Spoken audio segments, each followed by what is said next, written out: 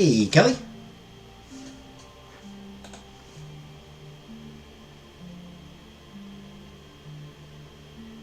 Hey, Scapegoat.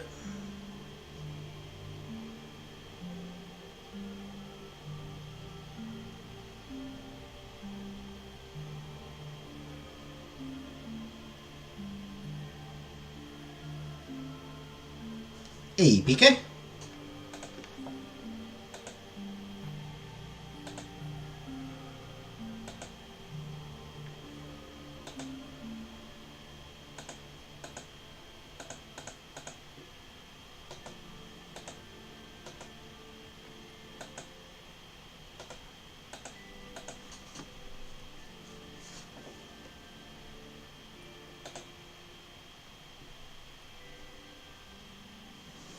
How I do?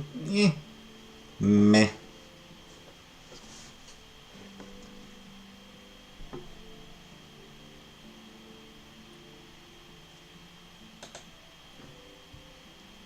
Hey, comic book. Hey, Jenna.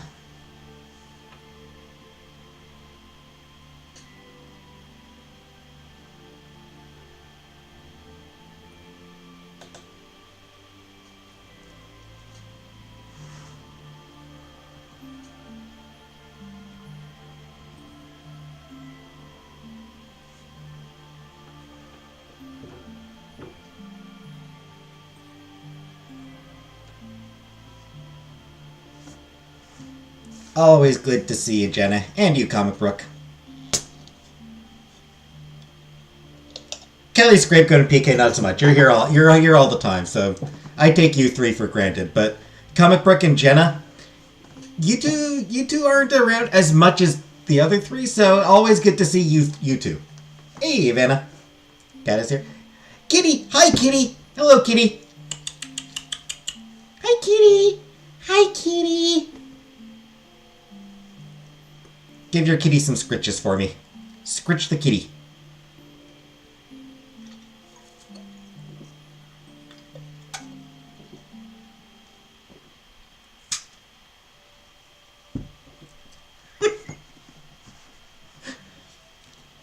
I kid, PK, I kid.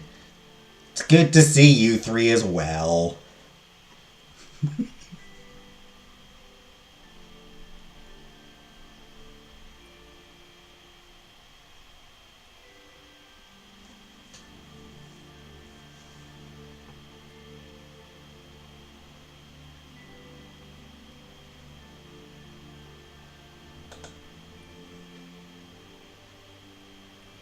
Petting the cat intensely. Aww. I miss having a kitty.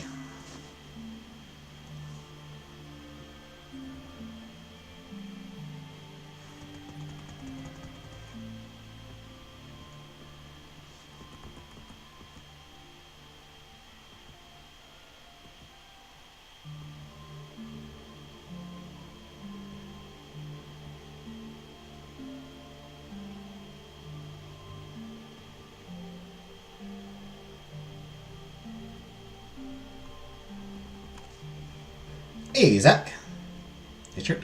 Thanks, Zach. Your bashful comic book.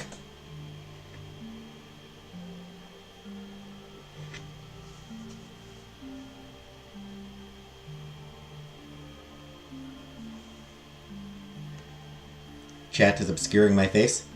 Weird.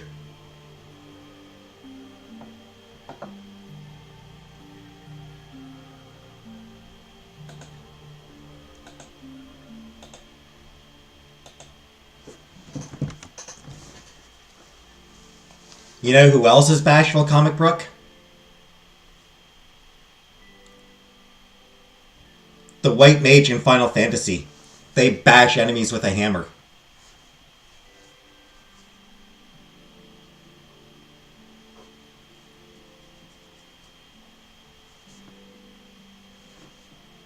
Tomorrow's Friday, yep. Which means back to work. Got another week of work. Fuck. Fucking fuck shit fucking cock. Asshole fucking hate work.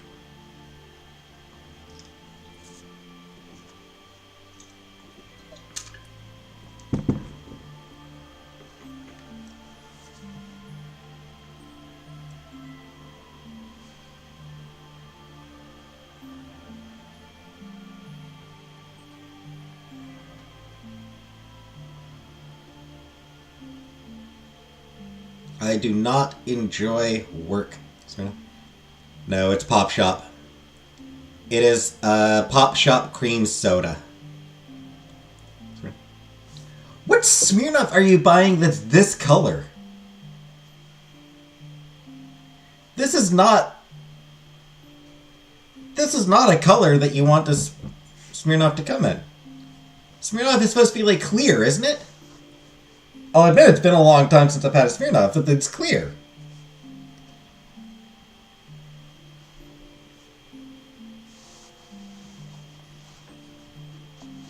Raspberry? Nah, yeah, I suppose they do probably have other flavors of Smirnoff that come in different colors. They literally sell a pink one called Pink. Well, shows how out of touch I am with the alcohol. How out of touch I am when it comes to Smirnoff.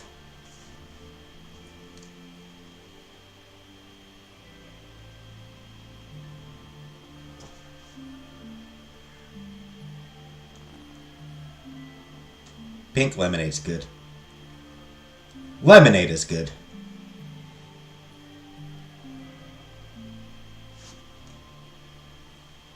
Remember when Smirnoff Ice was used for pranking? Like when its reputation was so bad that like tricking somebody into having to drink Smirnoff Ice was a popular prank.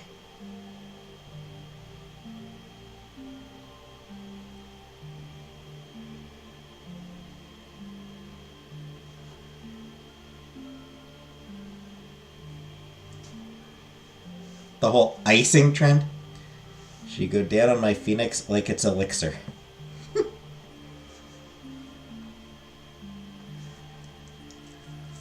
Yeah, back when I was young, that was a thing. Icing.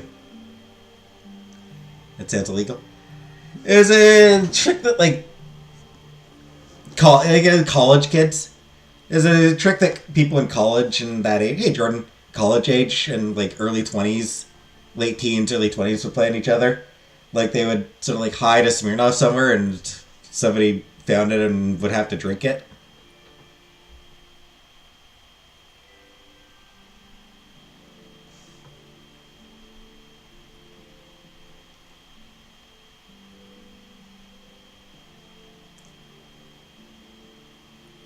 And like the whole joke was, haha, now you have to drink a fucking Smirnoff Ice, loser, sucker.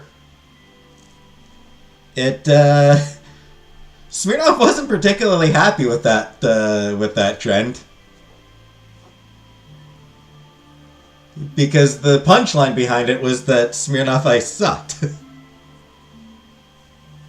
That these people thought Smirnoff Ice was kind of shitty. Hey, Frederick, yes, I do have today off. That Smirnoff Ice sucked and that drinking it was kind of a punishment.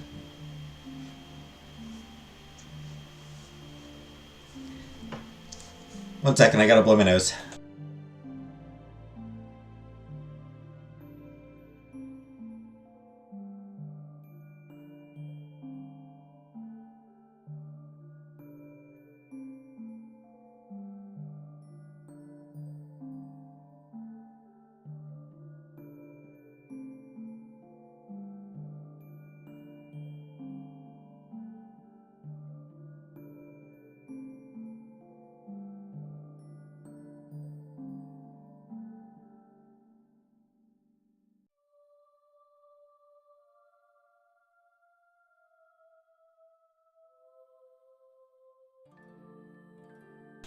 When's my break from work? I do actually have vacation next week. So I do work this week. So I work the next 5 days, Friday through Tuesday. And then I've got a week off. Pretty sure that's the week I booked off.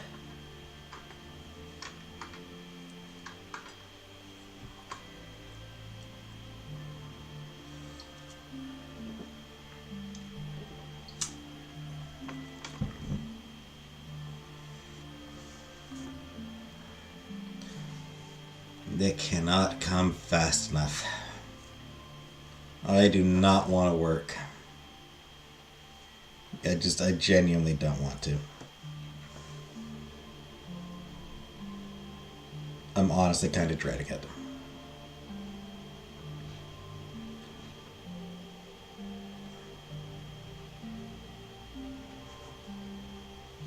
Like, I'm honestly dreading doing another 5 fucking days of work. The pinkest of creams.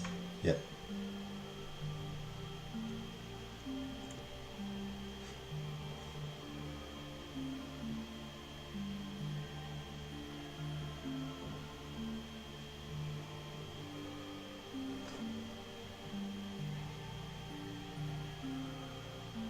Hey, Stella.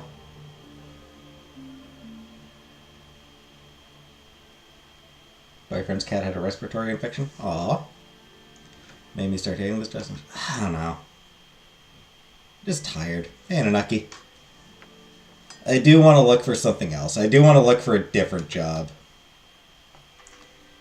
The problem is there's not a lot that I'm qualified for.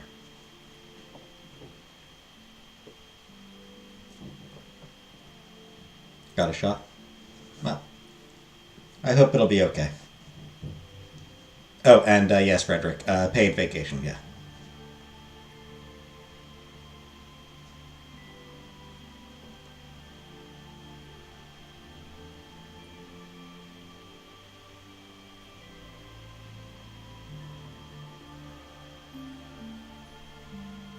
Good library. I mean, the library here isn't hiring. Like, I'm pretty sure the library here isn't hiring or anything. That said, I probably should start going to the library just instead of buying new books.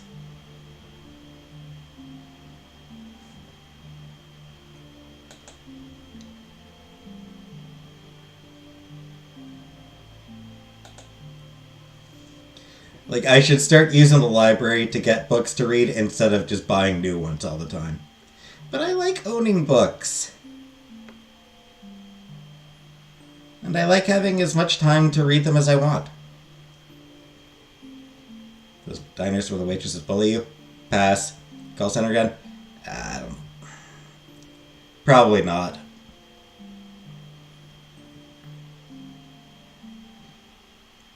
Hey, Jerry.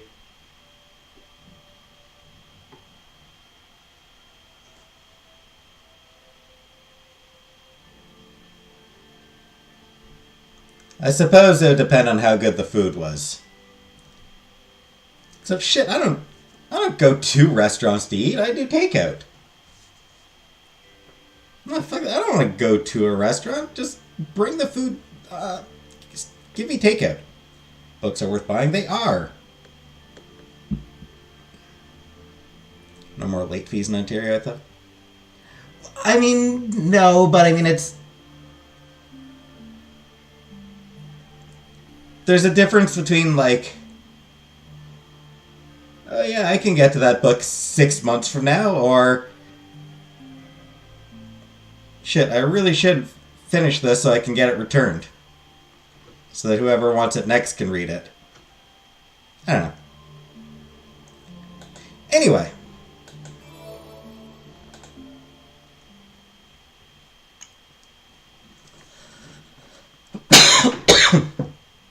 Excuse me.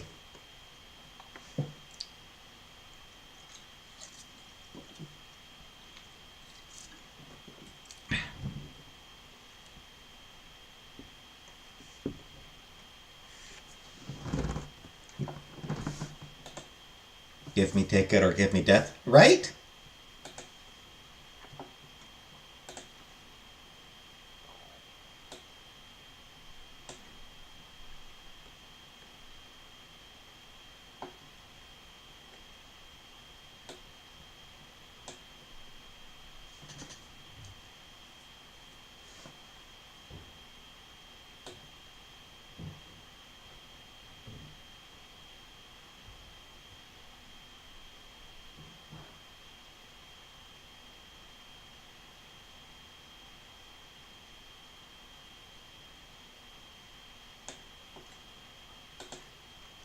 Alright.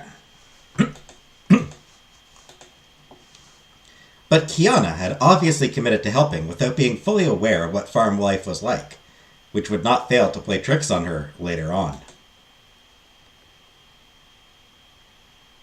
Alright, because yeah, we ended up on a farm and sort of gaslit our way into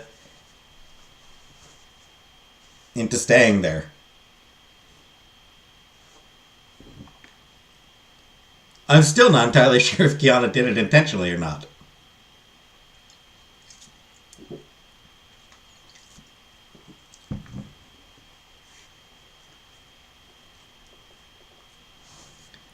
But she absolutely gaslit her way into bed and board.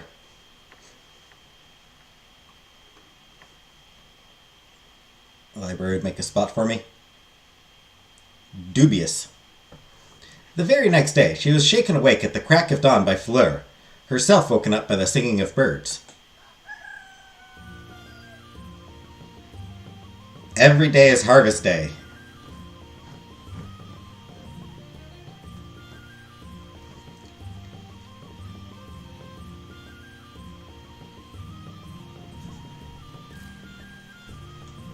How very Gaelic. Is there snucking in this game? There are 3 romance options.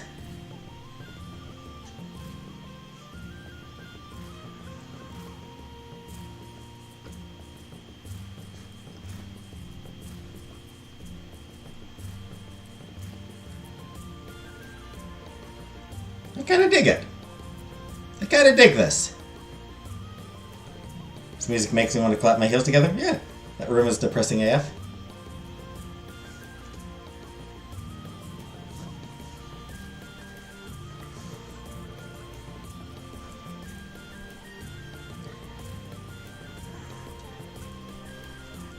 This song makes me wish I could do accents better.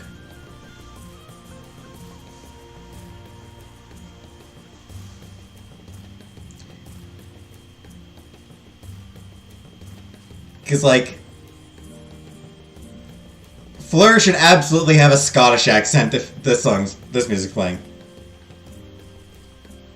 Okay. Come on, rise and shine! No, I'm sucking it. So soon? It cannot be, I barely got to bed. You must begin. The day starts early and we have a lot to do. I am going to stay in bed a little longer. Have a nice day, Fleur. Think of the Hobbitses? Yeah. No, I mean, that's New Zealand. This is more like Scotland, Ireland. The young farmer sighed and shook her even more. Get out of this bedding, you slacker! We are not lodging you to look after the pillows, dare I remind you. Through sheer rowdiness, the delicate princess finally deigned to open her eyes. As she was used to long, restorative sleeps, she was naturally disappointed by the peasant's pace of life. Yet she could not deny that she had gotten into this situation herself. Willy-nilly, she stretched out. All right, I am coming. After a lightning wash-up, sternly supervised by the young farmer, Kiana combed her hair, slipped her skin on, and followed her host. Alright, listen very carefully. My parents went to sea to the fields, and they entrusted me with the difficult task of taking care of you. Gosh, as you are, I'm not even sure I'll be able to give you the slightest task. Definitely throwing down in the pub in the Shire? Yeah. I will behave with exemplary obedience. You can trust me. Hey, tropical fish. Ooh. Ooh, I like the down drop there.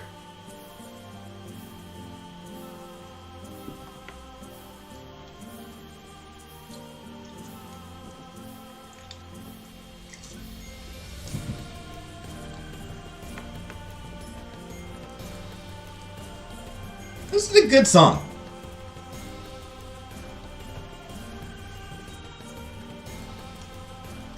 But will he be able to follow my instructions? And do you have any experience at all? I would bet my life on the fact that I'll have to explain everything to you. I am willing to learn. Stunned in front of such self-assurance, Fleur loudly sighed while scratching her head. Listen, let's just start with the basics. It will allow me to see what you can really do. Let's feed the animals for starters. Hey, tropical fish. The animals? Well, yes, the animals. You don't possibly believe that a farm could go without them, do you?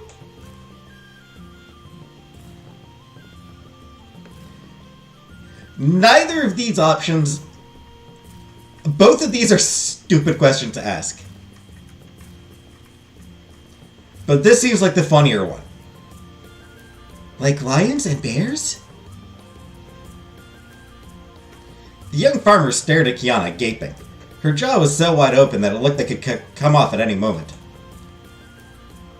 Pardon? The princess goggled at her, not understanding her reaction. You were evoking animals, therefore, I was simply trying to figure out what kind you owed. I have heard people say that ferocious beasts were occasionally tamed by men, and I thought that you might be experienced animal trainers.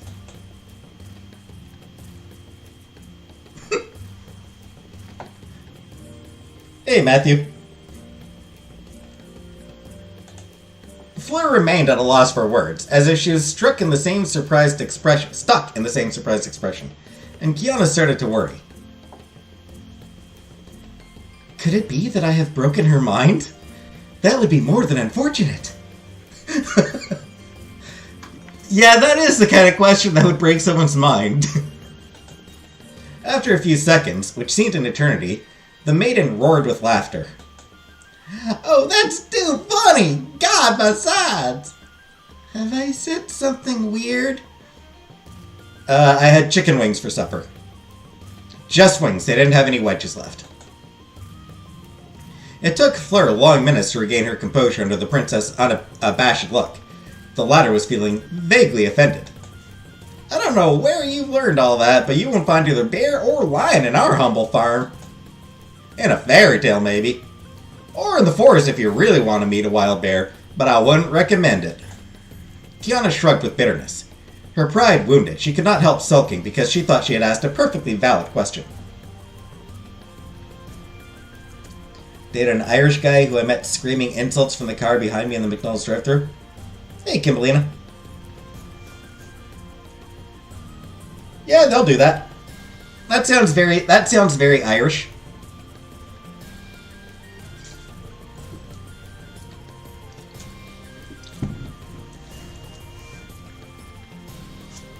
And that sounds like the foundation of a very strong, lasting relationship. The farmer cleared her throat. Well, we've wasted enough time as it is. Let's get to work.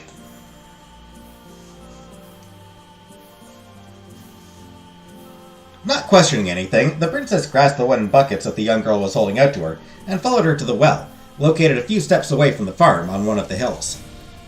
With an expert hand, Fleur hung one of the buckets and slowly let it down to the bottom of the well with a rope. Kiana observed the scene, very impressed. First step, getting water to the cattle.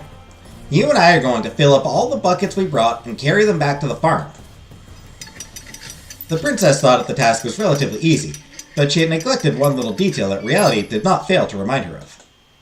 Indeed, when Fleur pulled her two buckets back up one after the other, she saw her tug with all her strength. Breathless but victorious, the farmer tied one of Kiana's buckets and gave her the rope. Alright, your turn. The young Moor managed to fill the bucket without a hitch, but she promptly learned her mistake the hard way when she had to pull it up. God, this is so heavy! Hey, you're going to develop some muscles after that, believe me. Fleur was boasting, all too happy to prove to the impudent foreigner that her daily activity was worthy of respect. But she did not particularly take pleasure in testing her comrade, and quickly cheered her on as best as she could. Come on, Kiana, you're almost there! Don't let go! Easier said than done! Focus on your goal! I am trying! Despite all her efforts, the princess was not used to thankless tasks, and, incapable of hiking up the bucket out of the well, she was not making any headway. Understanding that she was only exhausting her, Fleur took hold of the rope and pulled alongside her. Shortly after, the bucket was finally on the ground, perfectly filled. I guess it wasn't a relationship. I guess it wasn't dating either, but I'm proud of it. He was witnessing greatness. Yep. Alright, you can drop it. I'm going to take care of the last one. Kiana felt both grateful and disappointed. This brief respite sounded like a blessing given the state of her hands, reddened by all the traction. Yet her heart grew slightly heavier. A 14-year-old child seemed way more capable of handling heavy loads than her, and she had failed to show that she could be helpful. Fleur noticed her trouble and amiably patted her on the back. Don't look so glum, eh? You'll do better next time. Karaoke machine? Neat. Well, shit, she said A, so now I gotta think she's Canadian. Don't sound so glum, eh? You'll do better next time.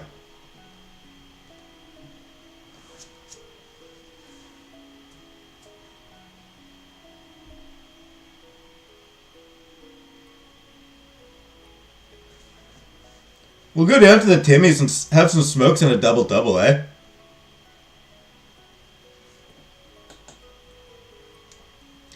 We need to feed the animals every day, so you'll have ample opportunity to practice.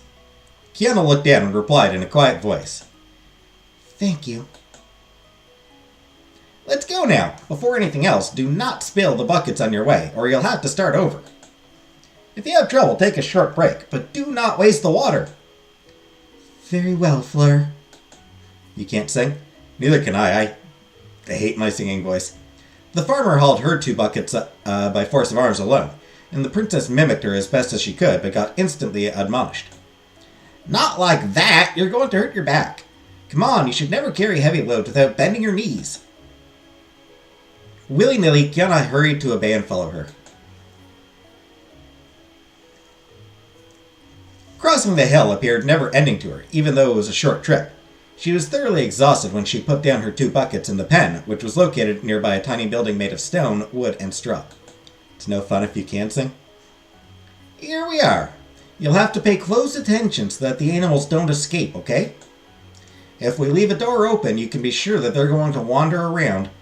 Especially the geese. Those are pretty sly. Geese are assholes.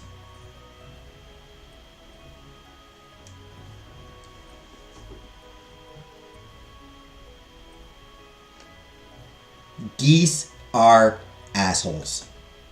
Alright.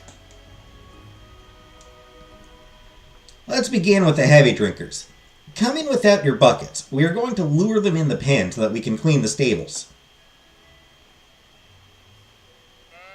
The princess shyly entered the building, with Fleur following on her heels.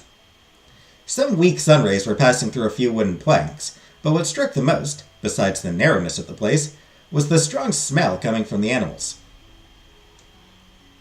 Yeah, it's this kind of smell.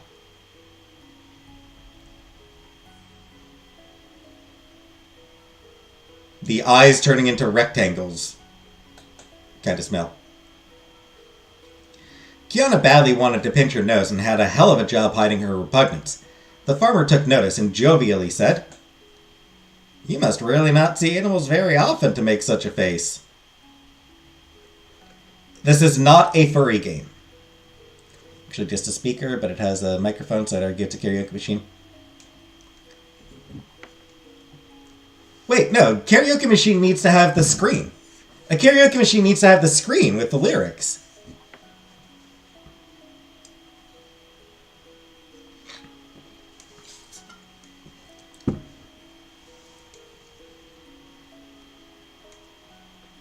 Probably her stank self with her donkey cloak. I mean, it was a magical donkey. Maybe it doesn't smell, even though it's dead. Maybe even the magic may even prevent it from smelling while it's dead and skinned. With the help of a stick, the young girl urged the donkey and the few sheep that were resting in the dimness to move, and led them towards the pen where some geese and a goat were already prancing around. Finally, she closed its gate and waved to Kiana to stay inside the enclosure. Given your face earlier, I will deal with retrieving the manure. Just keep an eye on them and give them some water. It should keep them busy while I finish this. Don't need a teleprompter to sing? Sure, but it's still not a karaoke machine if you don't have the screen with the lyrics. What you have is a speaker and a microphone.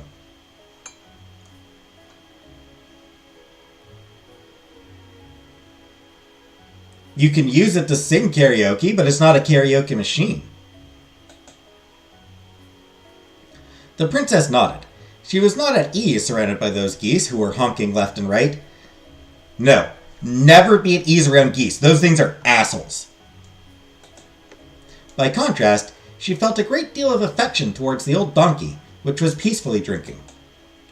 Perhaps was it because of the guilt that was tormenting her ever since she had fled the castle. The kingdom's magic donkey had been put to death through her own fault, after all. As she was petting the animal, she raised her voice in Fleur's direction.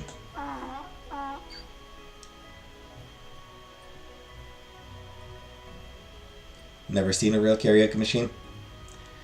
What is the purpose of this little donkey, which seems so sweet? Cadishon? He's the one carrying the heaviest loads. We cannot afford a workhorse, so he makes a fine stand-in. Donkeys are content with very little, and we wouldn't be able to feed a big eater anyway. Is it not too hard for him?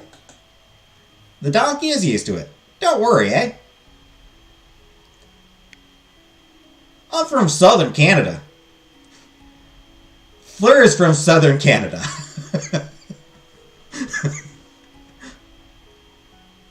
Gave her a southern accent and then she throws in an A. Just...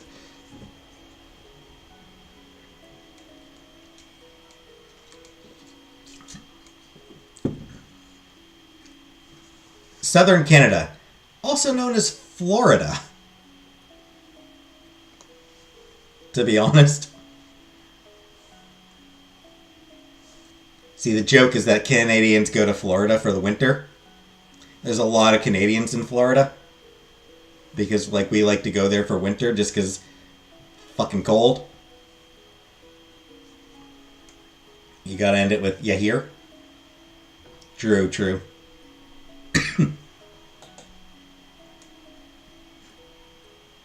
As she looked up, the young Moor noticed that there was an empty space between the barn's door and its straw roof.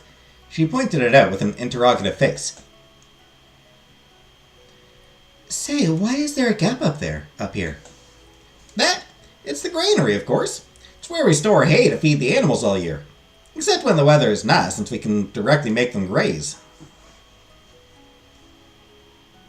What a time to be advocating for donkey rights, while evading in their hide. Indeed. Not wrong. So that is a hayloft.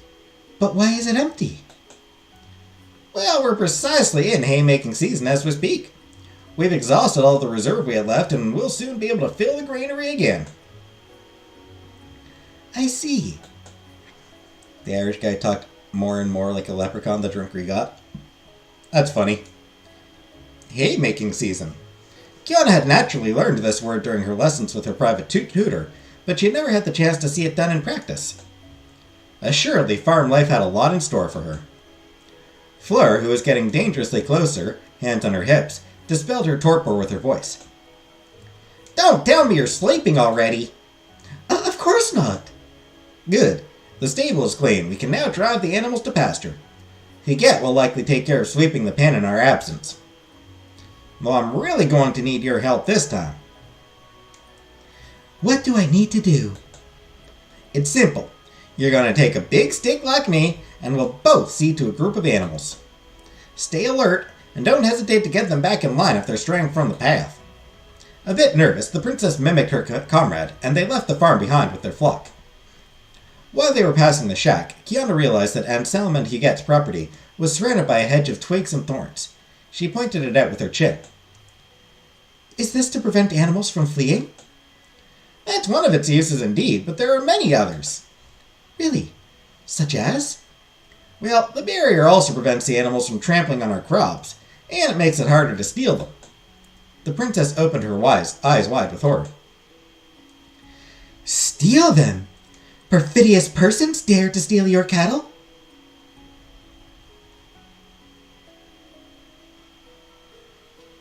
Perfidious persons dare to steal... That's a great sentence. Unfortunately, yes, it can happen. Also, great sentence. That remark made Kiana pensive, but she soon had to get rid of those thoughts to focus on the task at hand. A life of labor, countryside. The two maidens rapidly reached the pasture.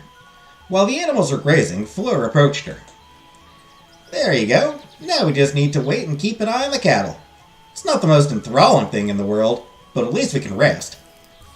Hey, Red Room. I mean, I suspect I probably wouldn't have wanted to marry her anyway. Hey, Moop Doop.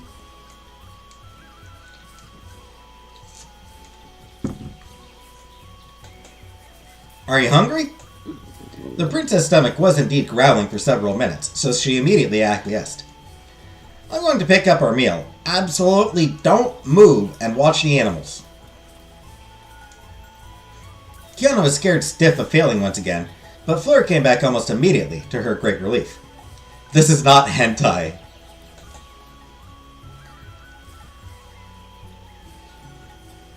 It is not hentai unless you're into some really weird shit. They then sat in the grass, somewhere high up on the hill so they could keep monitoring the flock.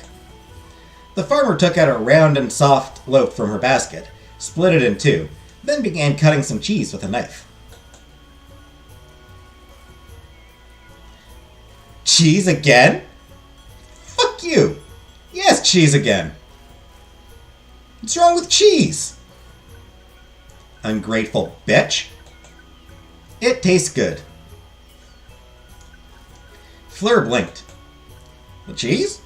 What's important is not for it to be good, but to fill you up so that you can hold on for the rest of the day. I was simply trying to compliment you. The girl's cheeks turned pale pink. I appreciate the intent, it's just not the quality sought. A delicious meal that's not nourishing is not worth much when you're active from dawn to dusk. Yeah, but at the same time...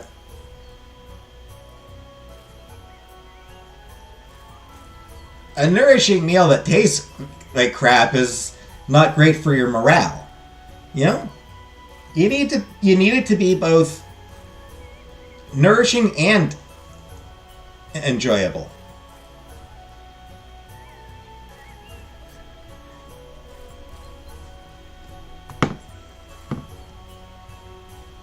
Plus, there's very much a social aspect of food to eating. Good food is more enjoyable and makes for more enjoyable company. Fleur suddenly appeared lost in thought. After a short break, she pointed her finger at the princess and claimed, "You're not like the others, you know. A normal name like Kiana doesn't suit you. From now on, I'll call you Donkey Skin." What? What? Rude? What a bitch, kid! I suppose that my garb is what looks strange to you. It's true, but that's not the only reason. You always have your head in the clouds and you discover everything like it's the first time you're setting foot on Earth. No doubt you're in reality the emissary of a faraway and magical country. The Donkey Kingdom. The Donkey Kingdom. I don't see any other explanation of such naivety. I could make you believe anything, you know. You have to protect yourself from ill-intentioned people, Donkey Skin. I hate the social aspect of cheese. You're going to serve me warm cheese? No. Kiana could not help pouting. I know that I ask a lot of questions, but still, I am not as easy to fool as you believe, Fleur. In the Donkey Kingdom, surely, but in ours it's another story entirely. Luckily for you, I'm a good soul. I will guide you until you can understand our customs. The farmer had such a wide smile that the princess did not have the heart to argue. No matter how strong-minded Fleur seemed, she was still a very young girl and definitely had her heart in the right place. In a way, Kiana found her adorable. Was that how it felt to have a little sister? I would not have minded having one like Fleur. If only she did not have an answer for everything. It's not really a dating game. There are romance options. That said, Kiana, I think, is 19 and Fleur is 14. Fleur is not a romance option. I just want to make it clear. Fleur, the 14-year-old girl, is not a romance option. She is 14.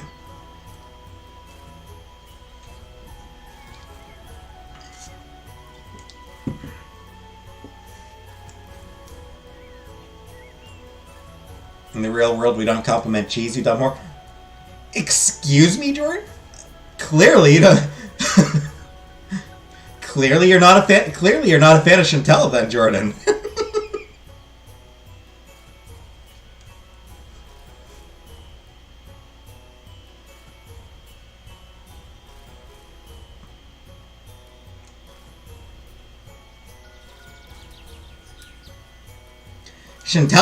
Chantel compliments every cheese she meets.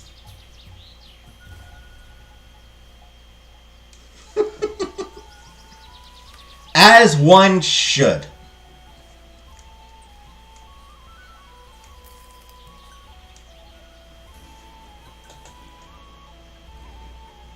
Hours flew by, and they finally had to drive the cattle back to the farm.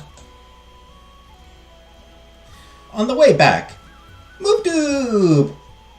Welcome, Moopdoob! Thank you for joining. Thank you for joining my membership. Thank you for being a slice. Excuse me.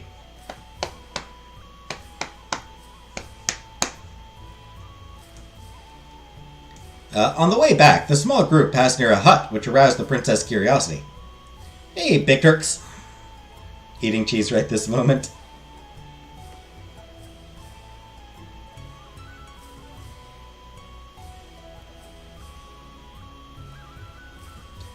You ever seen the old Goldschlager around? I said, yeah, I fucking drank it, dude. Quoting the non-dateable girl.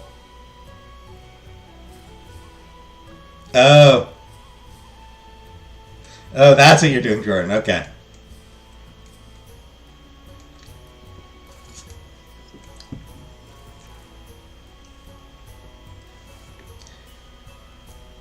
Because, I mean, I was offended for a moment there. Cheeses of and for the gods. Or way too much cologne and hair product is terrible. What is the purpose of the little cabin I see over there? Is this where you store your tools? Fleur, who was quenching her thirst with her flask, instantly spat out her mouthful of wine.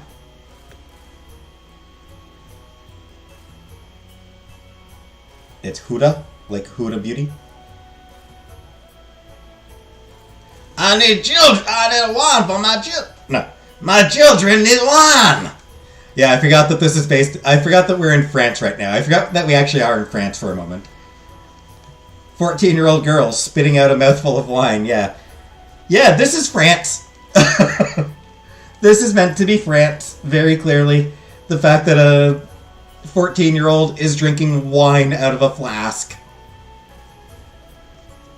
That is extremely France.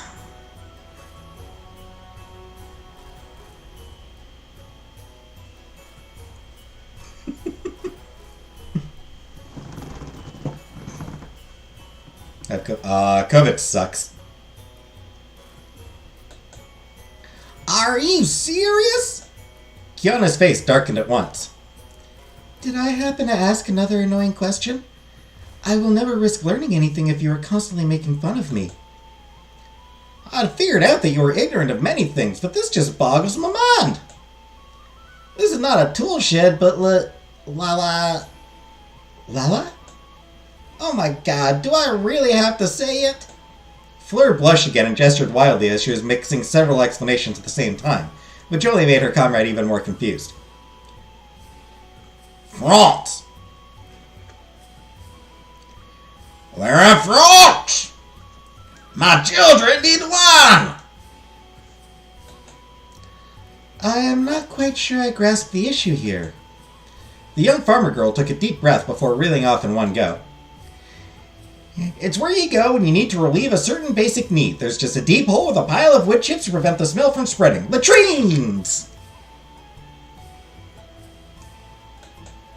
Understanding what it was all about, the princess blushed in turn. She only pronounced one syllable and avoided looking at Fleur in the eyes, embarrassed. Oh. I'm really worried here, you know. If Donkey Skin has never seen the trains in her life, she must really know little about our world. Are you sure the Donkey Kingdom doesn't come from the sky? He wore a necklace, too. Absolutely sure. It is just very different over there. All the more reason to remedy to that. Once the animals are in the pen, you're going to come with me. We absolutely need to go over the basics together.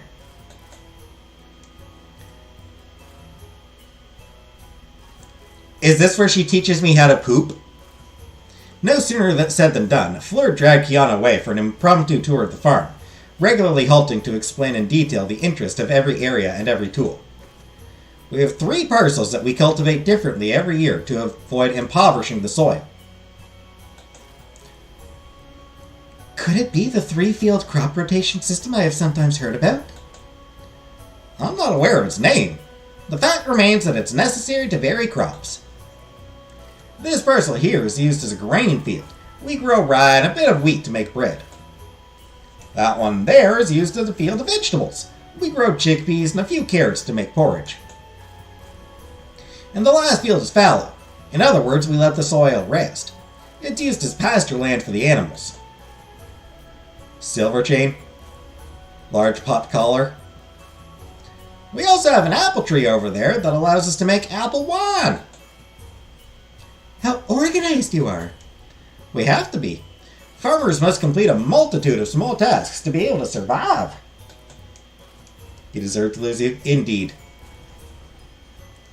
As a result, you have to learn a little bit of everything. How to repair tools, how to clean the house, how to grow plants, how to breed animals, how to sell products at the market, how to build up. All at the same time? I thought that each domain was entrusted to a different artisan.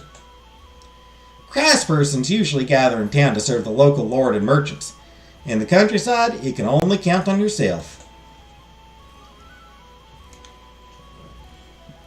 Realizing that the sun was getting rather low in the sky, Fleur turned towards her comrade. It's already quite late in the afternoon. We won't have time to do any big tasks before sunset. Let's keep them for another day and go in the shack to prepare a meal. Tired by her long stroll, Kiana did not need much persuading. Basking in happiness. The 2 young women then came across Huguette, who had made sure to milk the goat a while ago. By mutual agreement, they all decided to make some cheese. I haven't seen you all day. What were you doing, Mother?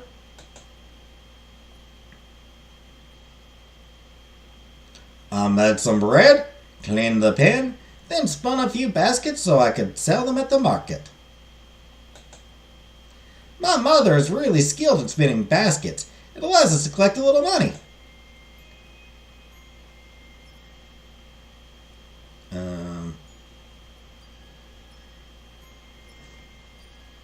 Does she make her sleep in the barn like the skinned animal she is? We haven't seen any indication of that.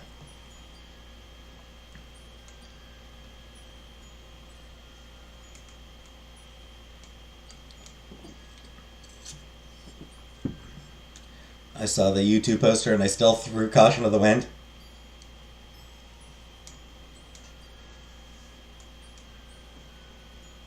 Incidentally, I stayed there quite a while, but I was able to buy wax and fat thanks to my sales. It's true we had exhausted our last candle not long ago. That's great news! While the 2 farmers were beginning to make cheese under the wonderstruck eyes of the princess, who did not miss a thing, and Sam joined them, a tad grouchy. How was your day, Father? That donkey's suit is not okay. I know.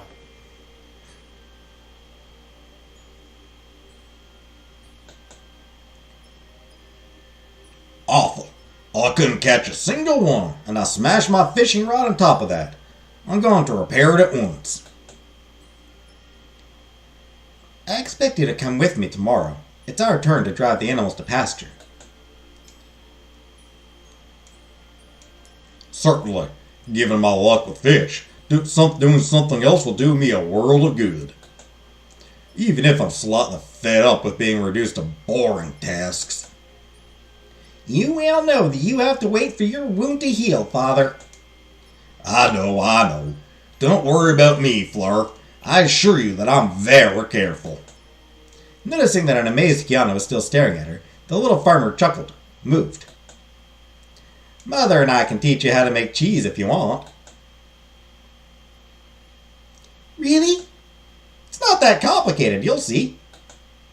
The princess seized the young girl's wet hands, eyes sparkling with excitement. Oh, thank you 1,000 times. I cannot wait to cook. Let me go, I'm going to make a real mess here. Kiana detached her hands from Fleur's, but it was already too late. She had smeared herself with milk and cream. Huguette and her daughter could not help bursting out laughing. You're hopeless, Donkiscan. Displeased to end up a laughingstock once again, the princess stepped away to sulk. For a moment, Fleur would have sworn that the ears from her skin had lowered like a dog's.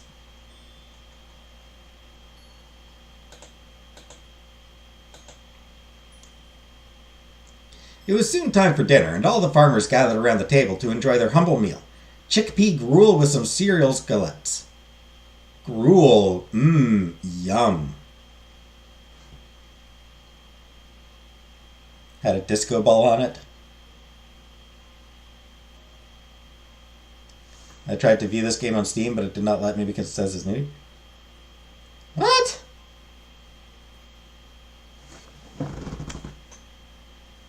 Doesn't have nudity. I don't believe for a moment that this game has actual nudity. Mature content, sure. Oh, actually, infrequent artistic nudity.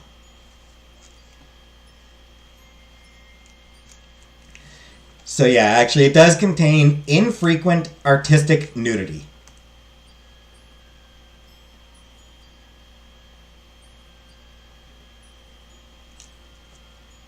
Whatever that means.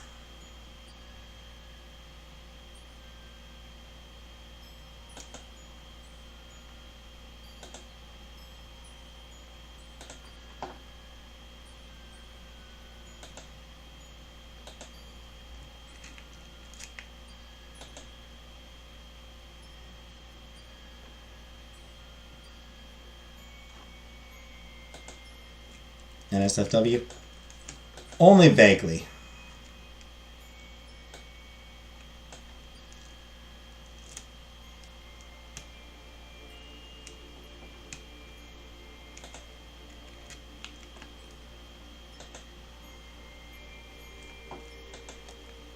Worn out by her long day, Kiana ate up her portion without complaint and went to bed without further delay. Despite the challenge posed by her excursion in the countryside, she was burning on the inside to discover new experiences. I love brief artistic nudity. Hell yeah, brief artistic nudity is the best. The next morning, Fleur had once again to shake awake the princess, who was sleeping soundly. Don't tell me that you're going to make a scene every single day. Hey, Color Purple. But I am still sleepy. Do residents of the Donkey Kingdom live in reverse? Up during the night like owls? It would explain a whole lot. For the love of God, don't go back to sleep already! What on earth have I done to pick up such a sleepyhead? The young farmer eventually managed to drag Kiana out of her bedding, but it was not without a fight. Sore and in a daze, the heiress half-heartedly engaged in her morning ritual under the impatient eye of her comrade. Good. Now that you're finally awake, we can start on the thorough house cleaning. Help me collect all the pieces of cloth. With an energetic grip, the teenager was hooking all the linen in the shack while the princess was shyly piling them up in a huge basket. Perfect. Follow me. We're going to pick up some branches to use them as makeshift rooms. You do not have any? More precisely, we don't have a broom anymore. And contrary to what Donkey Kingdom folks do, we can't call on some fairy or some imp to get rid of the dirt for us. Once the branches were selected, the young women used them to dust the shack's ground. Kiana did not fail to complain nonetheless. My back is hurting. Those branches are too short and force me to bend down. We're almost done. One last push, donkey skin. Very well, very well. Fleur slipped away and came back with some herbs as the young Moor was finishing sweeping. To her biggest surprise, the farmer started to throw handfuls throughout the house. What are you doing? Is this a pagan rite? Awful long time on housework explanation. I mean, it's a part of the character's life. No, I'm using bug-repelling plants to fill the room with their scent. It spares you from waking up with swarming insects in your hair, if you see what I mean. Our cat already takes care of the moss. Hey, Tropolis. Cat? Cat? Show the cat. Show the cat. Show us the cat. Show us the cat, you cowards. Show us the goddamn cat, you cowards. Kiana looked disgusted as she was imagining that display, and swore to memorize the herbs in question so that she would never be confronted with those insects. Hey, Lil Craig. And now? Come outside. We're going to get ash from the fireplace and scrub the laundry with it. The princess covered the clothing with powder before vigorously polishing them as she was asked. Oh, this is extremely exhausting. And yet, we have just started. Afterwards, we'll have to rinse and wring them. And you do this kind of thing every day? I wash the laundry pretty regularly. And I also do house cleaning with my mother. You know that a woman's ability to keep her abode clean is a well-appreciated quality, right? If you don't want other farmers to make fun of you, you better try your hardest. I'm scaring you? I want to see the goddamn cat! Once the washing was scoured, Fleur took hold of wooden paddles, and the two girls carried the basket together. After traveling a certain distance, they reached a little stream not far from the farm. The weather is quite good, perfect for us. What is the purpose of these things? You'll see. Much to Kiana's surprise, the farmer formed a pile with the soaked laundry, grabbed a paddle, and hit it with all her might, splashing water all around her. But why are you hitting the clothes? To wash them, of course. Alright, take one and come help me. Puzzled at first, it did not take long for the young Moor to play along, and cheerfully strike this innocent pile of clothing. Being able to let off steam made this chore way more fun than she had expected. This did not elude Fleur, who thought it right to splash water in her direction. Kiana would normally have been offended, but her good mood made her respond in kind, and the serious activity quickly turned into a battle.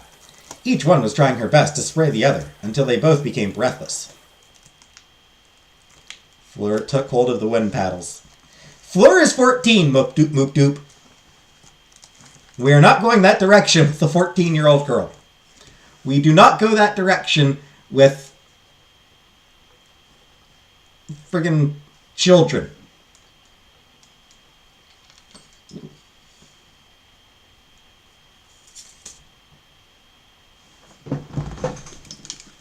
One moment.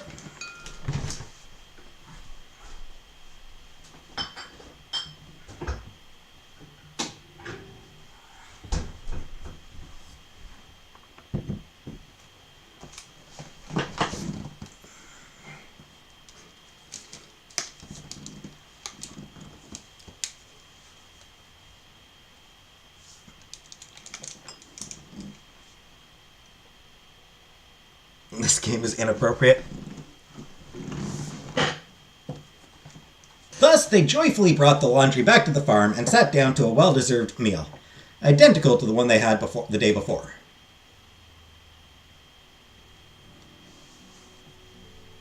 What's this one?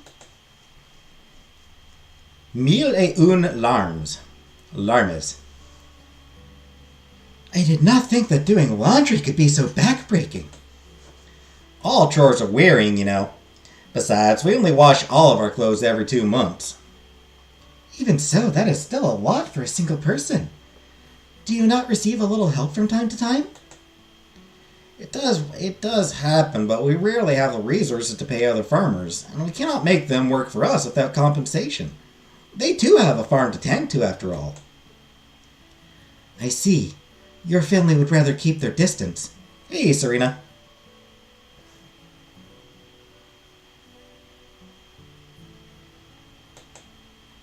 To be honest, it's quite the opposite. I'm the one who usually gets hired elsewhere during the harvest season. It's not much, but it allows me to earn a bit of money. How courageous of you!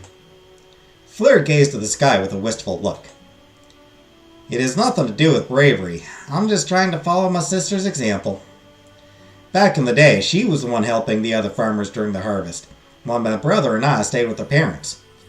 When she died, I sought to pick up the torch. But I will certainly not be able to do it this year. Why is that? In the past, we tended to the farm altogether, and we were efficient enough to expand the parcels or raise more animals. However, the number of people fit for work kept decreasing over the years. Admittedly, it means that we have less mouths to feed, but inevitably less hands to help, too. Do you regret those days? I would be lying if I said otherwise. I loved to play with my little brother Paulin, run in the tall grass, build tree houses. He had always been fragile and would eat very little. One exceptionally stark winter, we lost part of our stock because of a fire, and we had to endure hunger, the one that doesn't go away. He could not cope. Famine carried him off. I tried to convince myself that there was nothing I could do, but it still gave me a shock. And then life resumed its course, until my big sister Elvide contracted the smallpox. Hey, intentional weirdo. You haven't missed much yet. Variola? My god, I think I have heard of it. It's a disease that kills 1 out of 3 people, according to the village's healer. Contagious with that. To avoid every last one of us becoming infected, we had to entrust her to the church for some time, in the hope that she would get better. When I think back now, she must have believed that we were abandoning her. Hey, Joanna. Yet I frequently went to the nuns to inquire about her. Unfortunately, her condition never improved. This is dreadful. That's right, we washed her. Yeah. That basically is it. Yeah, Jordan. Chores. We've done chores. Is this supposed to be something? No, this is actually France.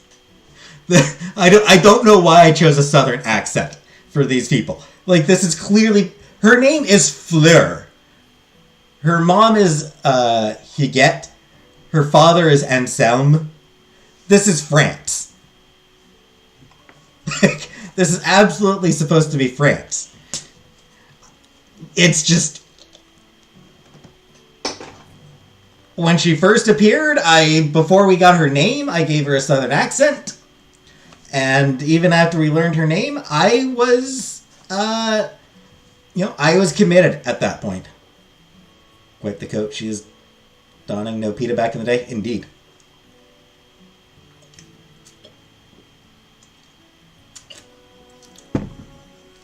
By the time we had a name for her, I was committed. It was too late to go back. Thus, bonjour, ya.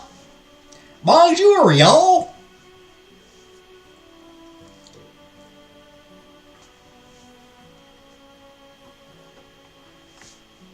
Bonjour, y'all.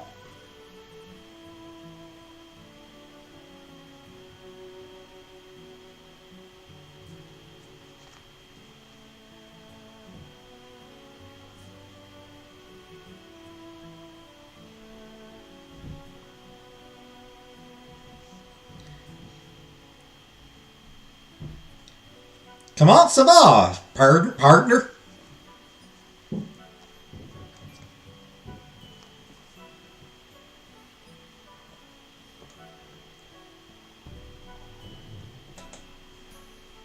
Why do I sound like Goofy? Oh, yup.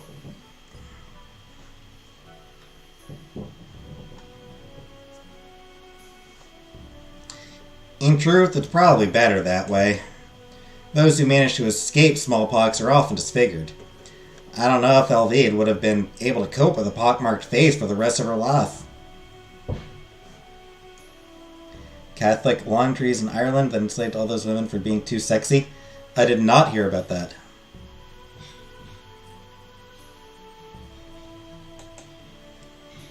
And at least she's not suffering anymore. Fleur shook her head to dry the tears gathering at the corner of her eye. What am I saying? This is no time to feel sorry for myself.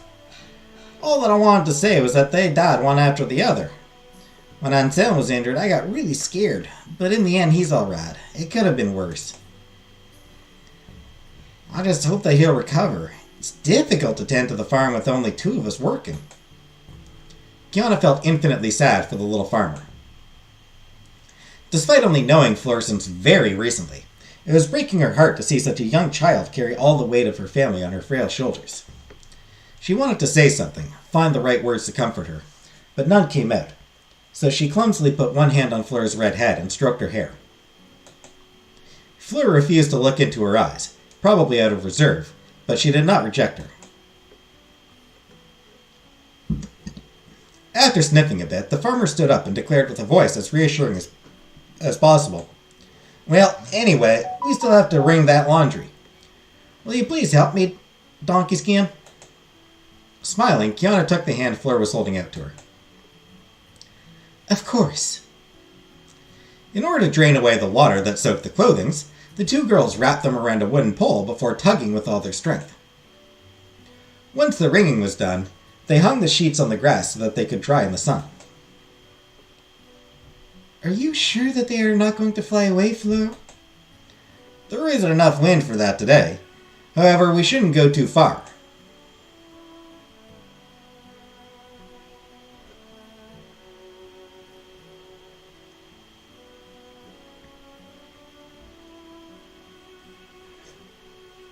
Magdalene sisters.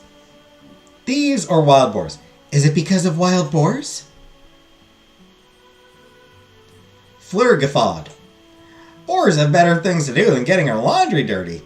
I was rather thinking about thieves. We've been robbed of a sheep before, and cloth is very precious, so we cannot afford to lose another one. Kiana sulked in a charming way, which only incited the farmer to tease her more. You really have to show me the Donkey Kingdom around one day. I'd be curious to find out how people live there.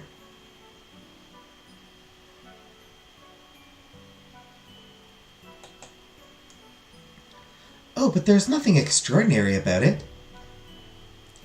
It's just a big palace and full of, people who do every task for you. Nothing special about that, right? Fleur suddenly got back on her feet and stretched out boisterously. You know, Donkey Skin, I'm beginning to wonder if you're not telling those fanciful stories on purpose just to entertain me or cheer me up. The princess looked away. Speaking of boars, I'm going to leave you to it for a short time. I'd like to pick some fruits in the forest while it's still daytime. Did you wait for me? Kiana, who was drained and aching, did not need much persuading. She had bad memories of her escape from the castle, and really did not want to stumble in the mud again, or even prick herself with nettles.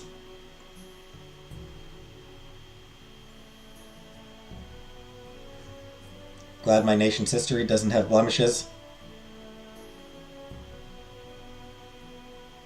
What nation is that, Scrapegoat? As she was contemplating Fleur's back gradually walk away, she abruptly found herself thinking about Nahima. The young farmer acted a bit like her in the way she reprimanded and teased her. Since she only ever had a trusting relationship with her lady-in-waiting, the princess pondered. Was it that easy to make friends with someone? I wonder what Nahima is doing right now. The sky was unable to answer. Probably executed.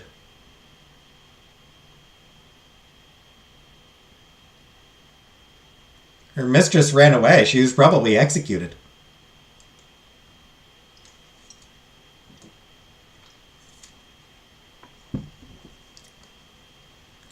The following morning... Goatland?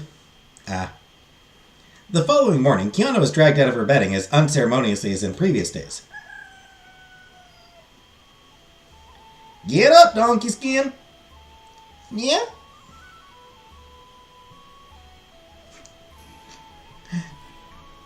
I like that she can't even make words anymore, just noises. Yeah. Today is the Lord's Day. We must attend Mass together. You wouldn't want to miss that, would you? Despite having her mind stray at the edge of sleep, the maiden arose instantly.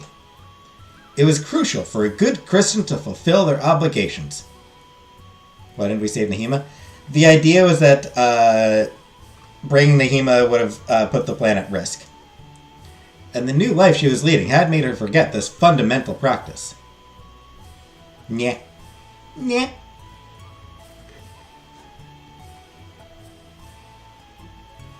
No way one person could realistically portray a donkey. Can I get a yeah? Yeah. Yeah. Yeah. Yeah. It was all it took to urge her to get ready. After a few minutes, the family finally set off. Indeed, the closest church was located beyond the hills, a solid hour of walk from the farm.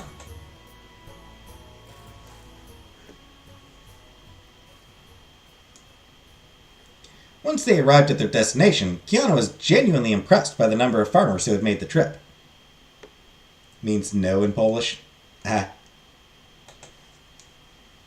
She discreetly whispered in Fleur's ear. Is it always like that? The crowd, you mean? Absolutely. The weekly mass is a prerequisite.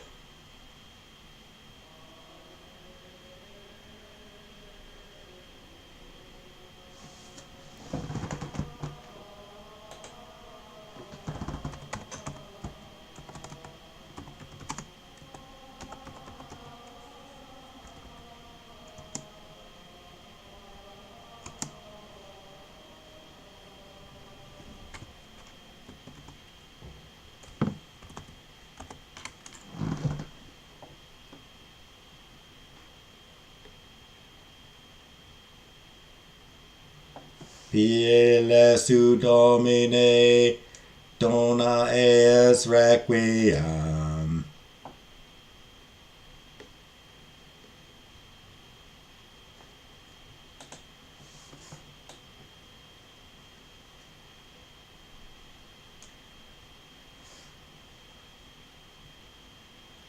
Thwack.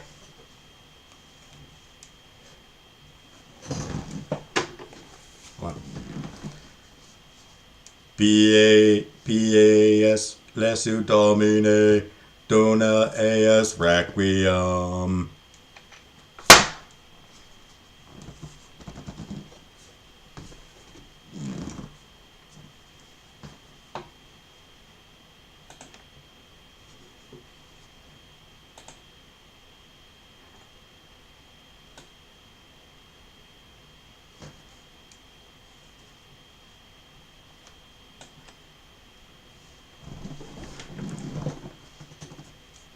Monty Python and the Holy Grail. I just wanted to, just that little bit, just that very brief moment of Latin chanting just made me think of Monty Python and the Holy Grail.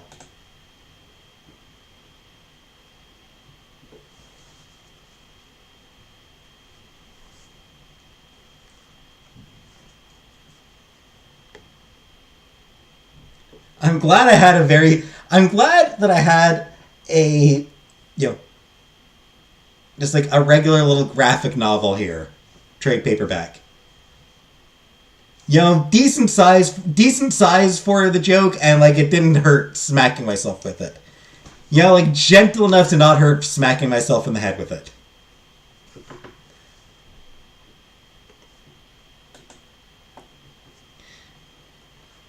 Anyway, accustomed to Christian rites since childhood, the princess had no problem following the sequence of chants. Yet she was not entirely comfortable, due to all the insistent looks around her. Her skin aroused curiosity and disgust among those who noticed it. Like, her skin or the skin?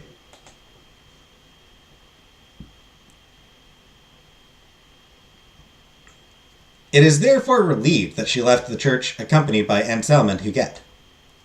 Where did Fleur go? She may have made a detour to the graveyard. I know she likes to meditate there. That's unfortunate. The weather seems to be taking a turn for the worse. We should not linger if we want to avoid the rain. Very proper to remove the giant donkey head indoors. Indeed.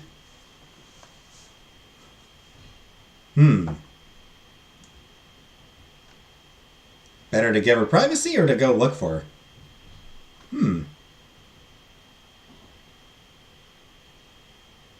I don't know. I want to go see her. Offer to go look for her. I'm going to go look for her. Do not worry. I will look for her at once. Thank you, Donkey Skin. That's very nice of you.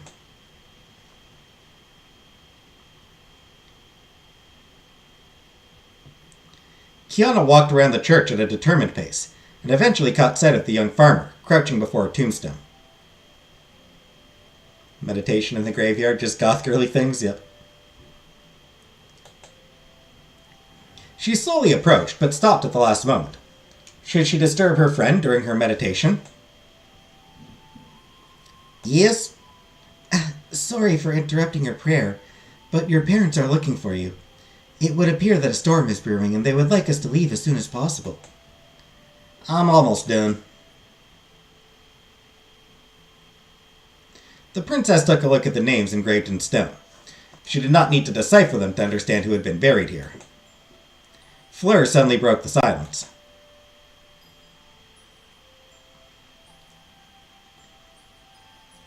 This is my brother and sister's grave, as you must have already guessed. How strange. Even though I'm a believer, I cannot accept that God would leave us in solitude. What do you mean? If God exists, why does he not give us a sign? I don't ask for much. I know I will never see them again, but if I can at least rest assured that they are indeed in heaven, that they are happy where they are. I do not have an answer. Perhaps we are simply unable to grasp what God is trying to accomplish, and he knows it all too well. Do you mean that he thinks it's not worth explaining it to us? Probably. That's unfair. I'm willing to understand. If only he could answer my prayers. Sometimes I'm not sure I believe in him anymore. Really? I cannot accept that innocent people are suffering and dying while scoundrels are growing richer and living lavishly. Indeed! The church says that in heaven the reverse happens, that the poor partake of the table of the Lord. I would simply like to be sure of it.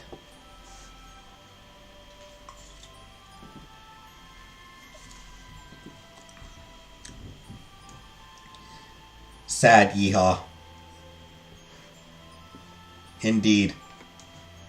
Saddest yeehaw.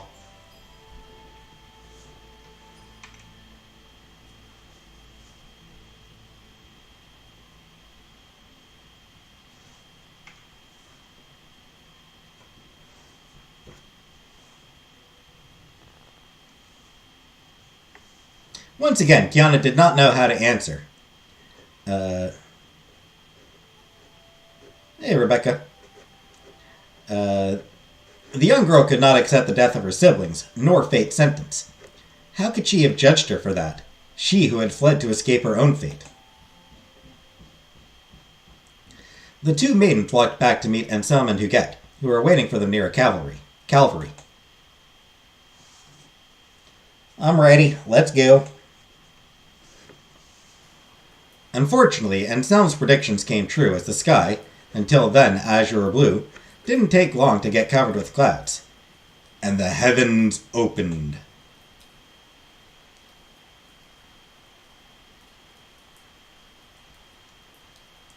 The little group had to hurry and barricade themselves in the farm.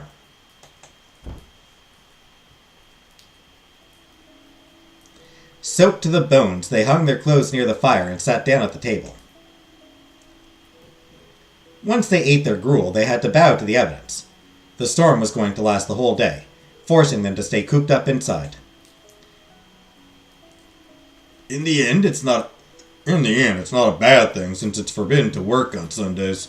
I just hope the sun will come back tomorrow. What do you usually do when the weather is inclement? We play dice, we tell stories, we play some music. Nothing fancy.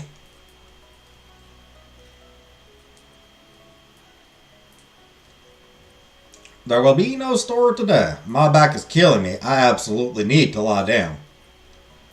Oh no, that's what I love the most. I enjoyed the tale from last time so much. The one with the lumberjack and the blood sausage. I would have loved to hear other stories as funny as that one.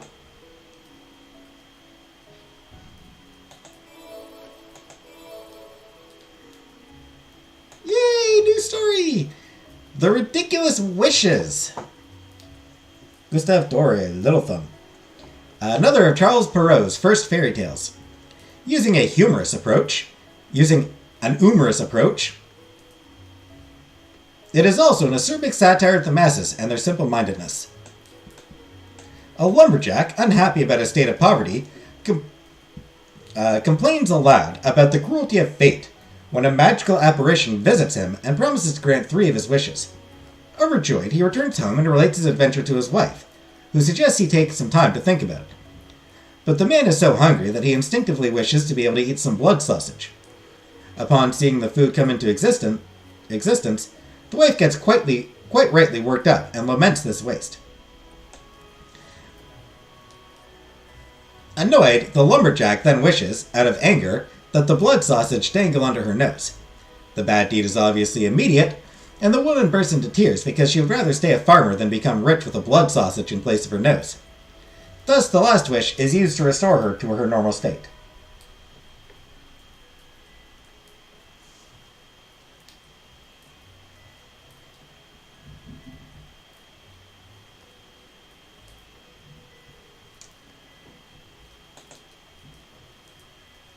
Dude's bad at wishes. Realizing Fleur's disappointment, Kiana tried to put a smile back on her face and offered to replace Huguette. At first, the young girl did not take her very seriously. Are you going to tell me how people live in the Donkey Kingdom?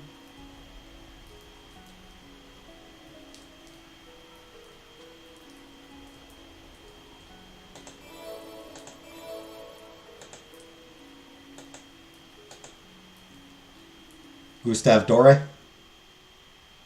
So that's Gustave Doré.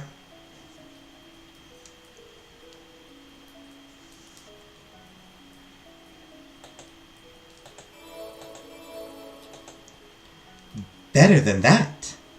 The princess then decided to narrate marvelous tales she had learned, and thus knew by heart. Legends full of valiant knights, beautiful princesses, terrifying sorceresses, mythical monsters, deadly trials, and artifacts with outrageous powers. It's on your favorite hoodie? Neat. Little by little, Fleur became captivated by Kiana's talent as a storyteller, and begged for even more stories. You know so many things, Donkey-skin. Are you sure that you don't come from an enchanted kingdom? Kiana chuckled, amused. I know you would like that very much, but I am no sorceress. You could be a cursed princess in exile. 100% correct. I am only Donkey-skin. But she is a cursed princess in exile. I wish I could live all these adventures, but I will never be a princess. Why not? A pauperess like me doesn't have the makings of a true lady. You know, anyone can become a princess, as long as they possess the necessary attributes.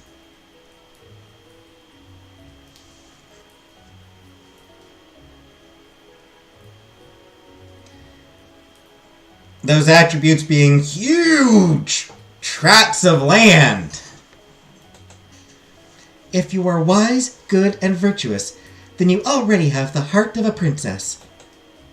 Really? Fleur's eyes were sparkling with excitement like a little girl who had been promised a toy.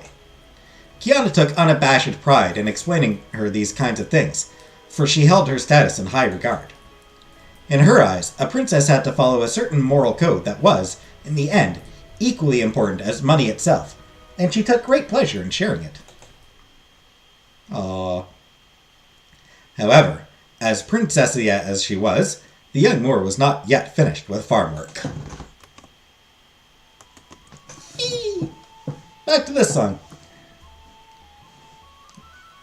You're a princess, Fleur! I'm not doing this. I know you're trying to do the Harry Potter. You're a wizard, Harry.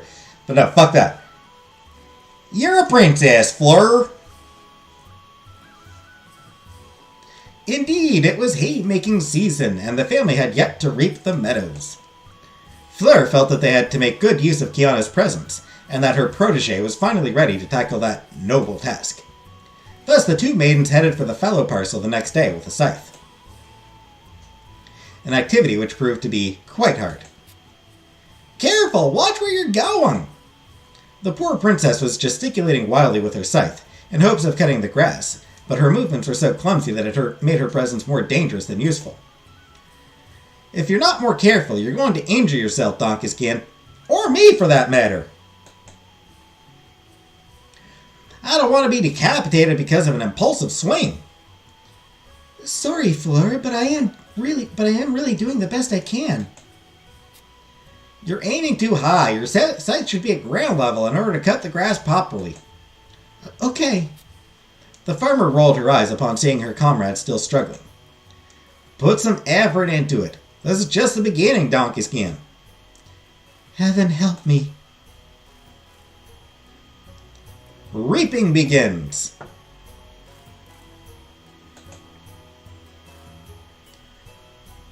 Oh shit, is it going to be a minigame?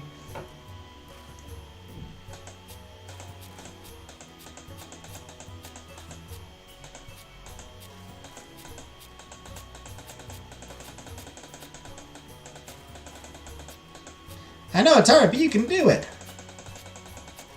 I was not ready for the minigame to actually start.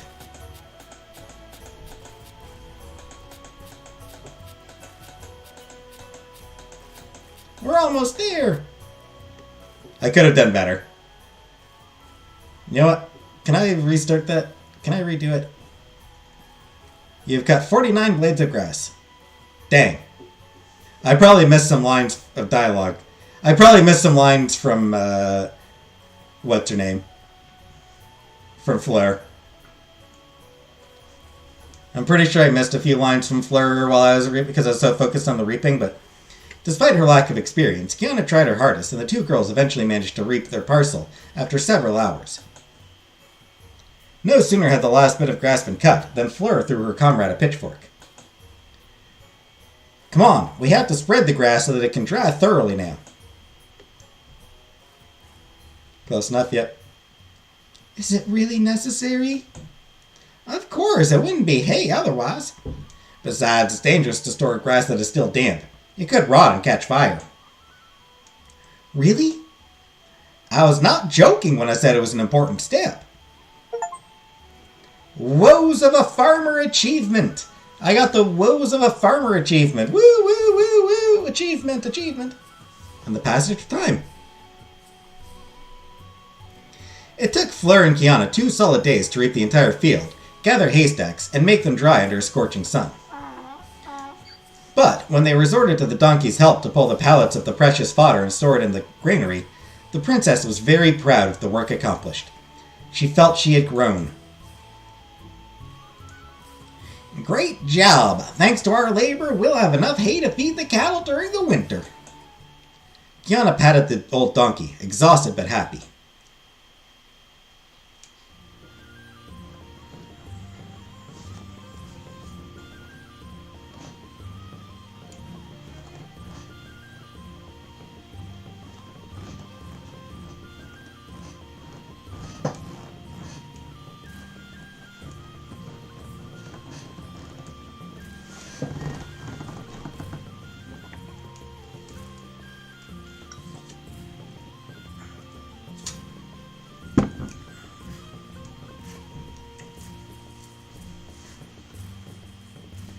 I don't know, this song just makes me think of, like,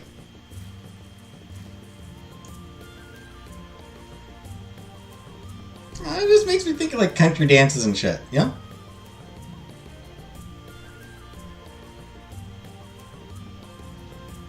Lovely lasses twirling their skirts and shit, you know? However, Fleur had planned a new wearing activity for the next day, preparing the sheep to be shorn. To that end, they had to lead the flock to the stream, force the animals to dip in the shallow water one by one, then rub their fleece to get rid of any impurity.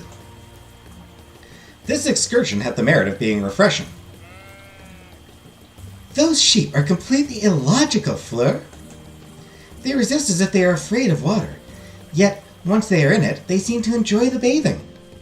Maypoles and braids, exactly, Jordan. Don't try to understand, eh? As long as they don't try to kick you with their hooves. Once they had washed all the sheep like that, the two girls left them to dry for the night, and only began the shearing proper the day after. I'm going to need you, Donkey Skin. Barn dancing it? I need to cut the wool with those shears, but I absolutely mustn't hurt the sheep. You will have to hold it as long as possible while I'm shearing it, alright? But they are far too heavy for me. Block it with your arm, everything's going to be alright. Somehow, the princess managed to hold the sheep back while her comrade was coarsely cutting their wool. Once this was done, Huguette brought them some tar she had heated so that they could bandage the sheep's wounds. It was, after all, difficult not to scrape them with shears that sharp. Aw, poor sheeps. Poor sheeps got cut. Kiana's progress was quite satisfying, which led Fleur to entrust her with more responsibilities. Thus, she was one day tasked with driving the animals to pasture on her own, while the farmers would be busy in the fields. The princess did not hide her nervousness. After living in the same house for some time, she did not want to disappoint them. This was a trial, and she was determined to prove her worth. So, she guided her flock with the utmost care, never letting it out of her sight. Yet it was impossible to maintain constant vigilance.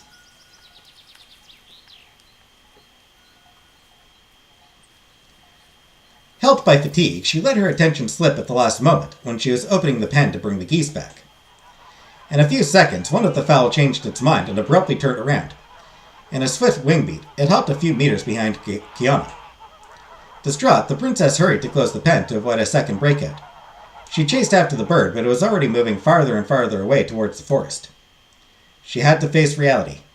It would be impossible to capture the goose without an accomplice, and Fleur had warned her against the fowl's craftiness. Kiana did not know what to do anymore. She was too ashamed to confess she had failed due to her carelessness, but she could not hide the truth from the farmers for too long either.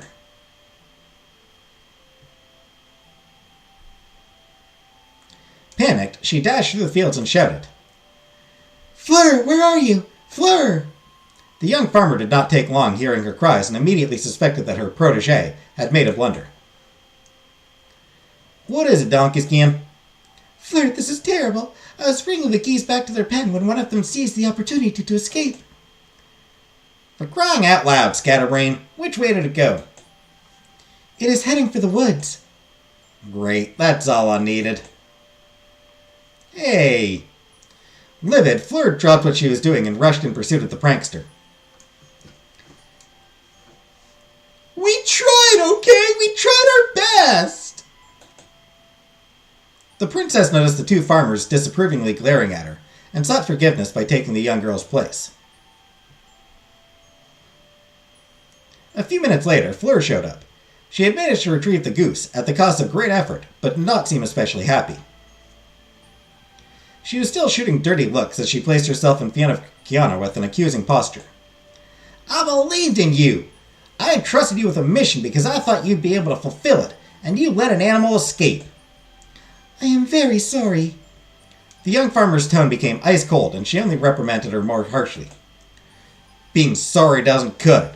You must be more careful or our pittance goes out the window. A single mistake can cost us our lives. Are you aware of that?" Tears were forming in Kiana's eyes as her voice cracked. Contradictory emotions swirled in her head, reducing what was left of her goodwill to ashes. "I am genuinely sorry. I really wanted to do my best." A hiccup stopped her in mid-sentence, and the princess flopped on the grass in tears. Realizing she had gone too far, Fleur's expression changed. She bent down and dried Kiana's tears, saddened. Don't cry, Donkey Skin. It's okay. Everything went back to normal in the end. But I still failed. That's how you learn. Your mistakes make you stronger. That is not true.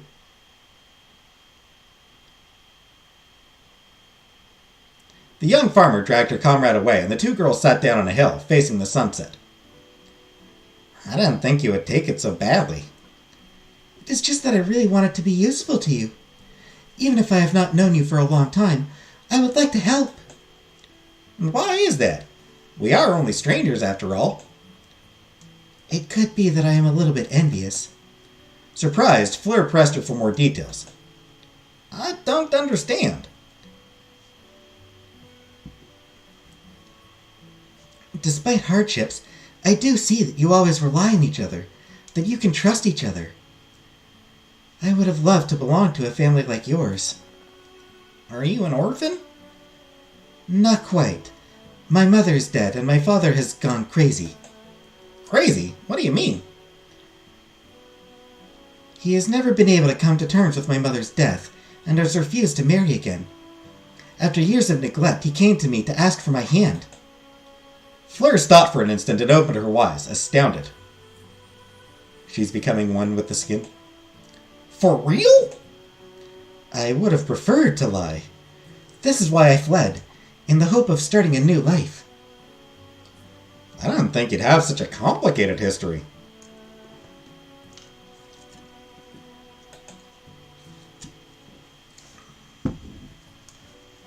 In any case, we're not going to abandon you, okay? Even if you're not the sharpest tool in the shed, I'm sure that we can make something of you. The princess replied with a sad smile, which broke little Fleur's heart. On the spur of the moment, she took the young Moor in her arms. Although Kiana had said too much, words had naturally poured in, and talking about it was just what she needed. Her comrade seemed to perfectly understand her circumstances. She felt lighter, as if she had been freed from an enormous burden. Can't stop thinking of how hot she must be. Again, it is a magical donkey skin, so you never know. As for her, the teenager could only sympathize. Donkey Skin's odd behavior finally found an explanation in her eyes. She had to be the daughter of a wealthy farmer or a wealthy merchant who, because of his madness, had kept her ignorant of the working of the world all those years. You have a lot of baggage, Donkey Skin. Even if she envied her carefreeness, she genuinely admired the bravery Kiana had demonstrated in escaping from such a prison. Besties now! Best friends, besties! That night, Fleur took it upon herself to talk to her parents, so that they would be more sympathetic to the princess. I was able to talk with Donkey Skin, and she has her reasons. I think we can forgive her. Are you sure, Fleur? The girl is quite harmless, but she's always so clumsy. I won't be able to keep her if she doesn't learn it to be a little more resourceful. She will get better, I promise. Are you taking responsibility for her behavior? I don't know what she told you, but if you're convinced, then we trust your judgment, Fleur. Still, that girl is the image of a noble stranded outside her palace. I thought so too, but from what she said, I'm not convinced otherwise. Really? She was locked up by her very own father, who had become mad and escaped at the risk of her life. I don't think a noble would have the guts. I'll see. She remains a rather spoiled person, but I'm willing to be more understanding. If she has circumstances, I will do the same. The same night, Fleur was looking at Kiana more kindly. The two girls had only been around each other for a short time, but at that very moment, a bond was forged between them, like the vague feeling that they could mutually trust each other. The birth of a friendship. Aww. Aww.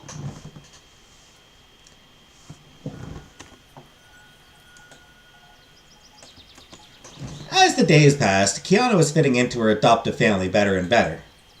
Since that night when she had confessed her misfortunes, little Fleur appeared a lot more protective towards her, and their friendship was all the more stronger.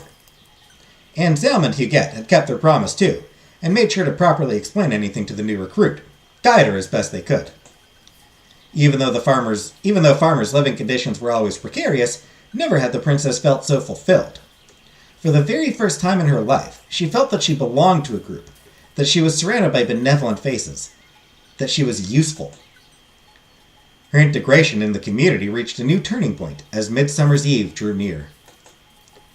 It was a great summer festival during which all the farmers in the vicinity gathered for the evening. Naturally, Fleur's family was invited as well, and putting Kiana aside was out of the question. Each invited farm was involved in the preparations, therefore one of the geese was slaughtered for the occasion. I hope the one who escaped, I hope it was the one who tried to escape, one who made me look bad. Kill that fucker! Huguette went to the site in order to help prepare the meal.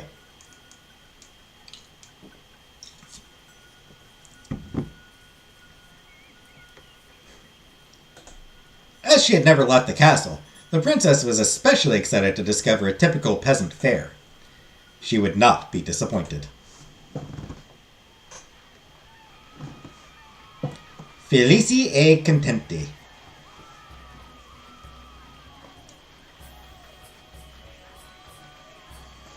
The night of Midsummer's Eve, a huge bonfire had been erected in the middle of a field. Kiana was dumbstruck upon discovering the sight of reddish embers blown away to the jet-black vault. She enjoyed the feast, for she had not eaten meat for so long. She enjoyed the magical atmosphere, which adorned this moment even more. A group of farmers were playing lively music, while others were happily dancing around the fire. Laughter and singing filled the air. That goose is... Hell yeah! Gained a few pounds? Probably not. I'm pretty sure I'm still around 180. Give or take a couple pounds. There's some fluctuation up and down. But I'm probably still around 180. The young Moor felt so comfortable that she momentarily forgot her status. That night, she was not a princess anymore. Only Kiana. When she was lost in thought, a girl turned to her and asked if she wished to join them and dance. As she had lost sight of Fleur since the beginning of the night, she considered there would be no harm in enjoying the festivity by herself. She accepted on impulse, and let herself be led by the frenetic rhythm. Gradually, she dropped all hesitation, and had so much fun that the youngest farmers around began applauding her performance. Short of breath, she tried to take a break. However, girls and boys instantly rushed to her side to ask where she came from. She could honestly reply that she was only a poor unfortunate in exile who was helping old Anselm. They thought she was quite brave despite her prim manner of speaking, and she was quickly welcomed in a group of young farmers who were bantering and exchanging the latest gossip. The night was truly magical for the princess, who had never imagined she could get along with farmers her age, and she was already lamenting how rapidly time went by. She was enjoying dancing and laughing so much that she wished it would never end. Nahima would have been proud of me, she thought almost unconsciously. The recollection of her confidant agitated Kiana's mind, and she immediately looked for a remote place to breathe.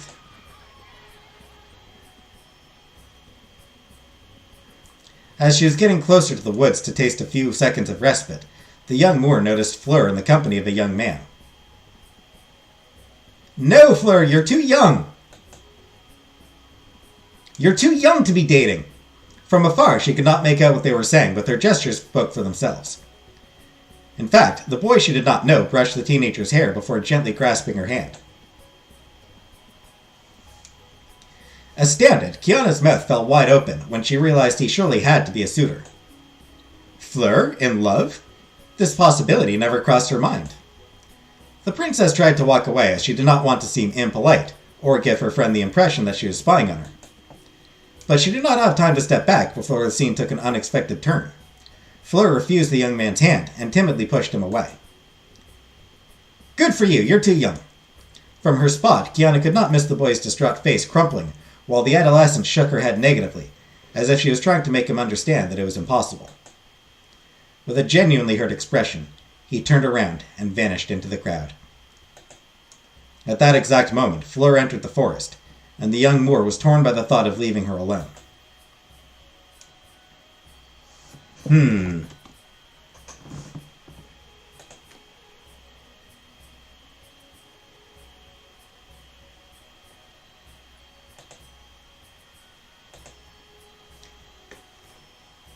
I mean, I don't want to leave Fleur alone.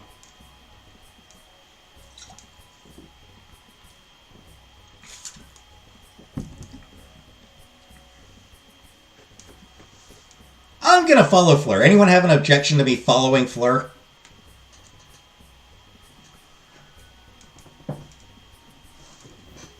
Like, I didn't mean to spy on her, but I did. It feels like it'd be a jerk move to just, like, follow. That's what I'm thinking. Follow, you know? Gotta follow her.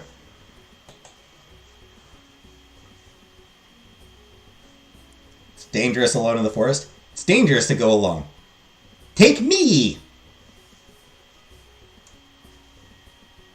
Driven by an impetus she could not quite explain, she had to follow her.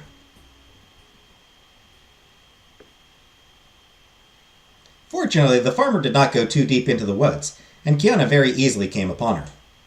Fleur was sitting on a tree trunk, oddly quiet, just like that day at the graveyard. Fleur, are you all right? I saw you leave, and I thought... The princess stopped in her tracks. What could she possibly say?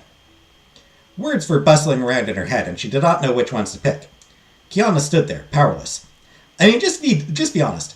I accidentally saw you turning some dude down.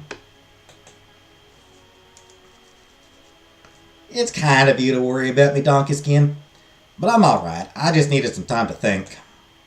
Would you like me to leave? No, you can stay. To tell you the truth, you couldn't come at a better time. I think I need some company. The princess silently sat next to her. Oh. Move myself back up here so I'm not blocking the text anymore. Sometimes I feel like I have too many responsibilities to shoulder. I can't allow myself to be selfish when my family needs me. Is it because of your family that you rejected his advances? So you saw everything from the start. Kiana instinctively put a hand over her mouth, but it was now too late to feign ignorance. Curiously, Fleur did not seem particularly offended. It's nothing, eh? To be honest, I mostly turned him down because I don't feel ready for marriage yet. I'm way too young for that. Think, you're 14, you have time. You're a child. You're still a child, damn it. Even if you have to act like an adult because you have to help your parents run the farm, so you're a child, you kind of have to grow up faster than you should have. But you're still a kid.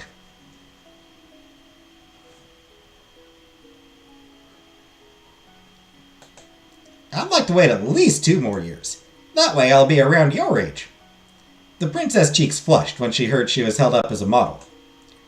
On a serious note, I don't think the time is right. It is customary for the bride to join her spouse's family. In that case, it would mean leaving my parents to their own devices. My father is getting old, and he is still suffering from his injury. I don't think he would manage without me. People die at 30 here. I mean, not really. People died... There were a lot of people who died young. If you made it out of childhood, odds are you were going to live a pretty decently long life. Yeah, you'd probably make it to, 60 or 70. If you made it out of childhood, you'd probably make it to 60 or 70. Average life expectancy being 30 was just because a lot of people didn't make it out of childhood. A lot of kids died back in those days.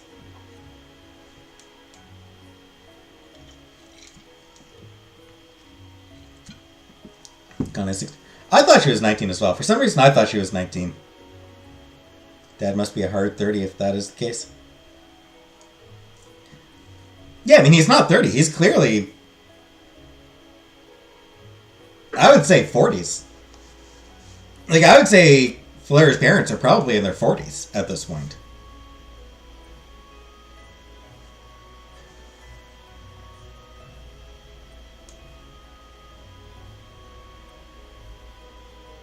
Hey, any interest?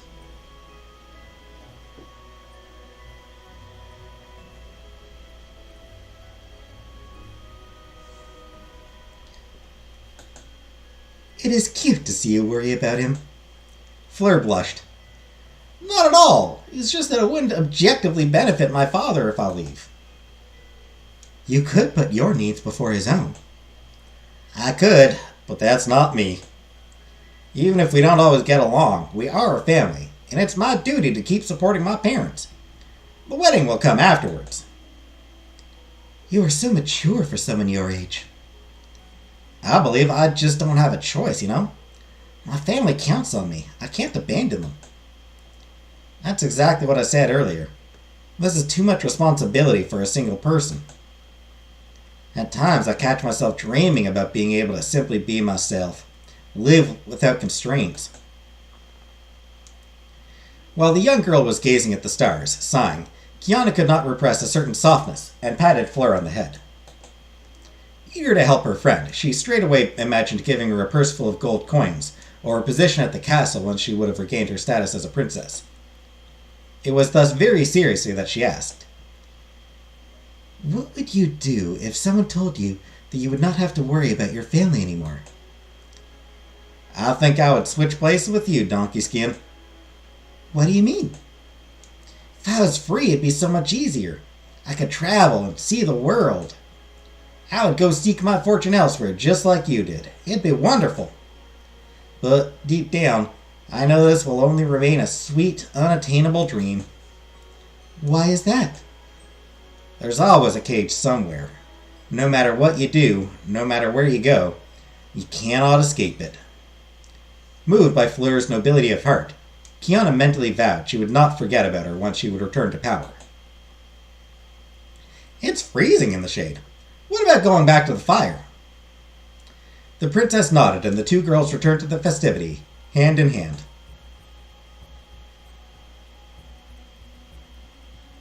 The bonfire was still burning with enduring fervor. "Come to think of it, you may not know the bonfire's meaning, Donkey Skin." Is the meaning that fire is awesome? Is that what it means? Is that what the bonfire represents? Fire. Awesome. Indeed. I suppose that there is a symbolic aspect to it. Yeah, that symbolism is, fuck yeah, fire! Summer is the most difficult period of the year for farmers. Insects can contaminate us all with all sorts of diseases, and passing travelers can plunder our resources. That's why we usually light this large fire in order to protect us from threats to come. Let us hope that this protection will work then.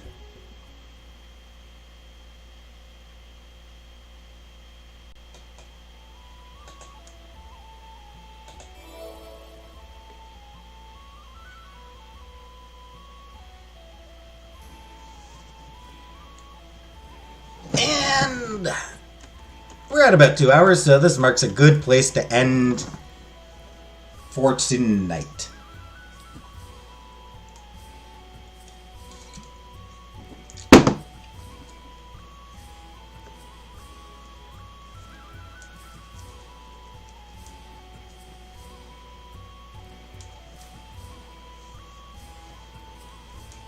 I am still enjoying this.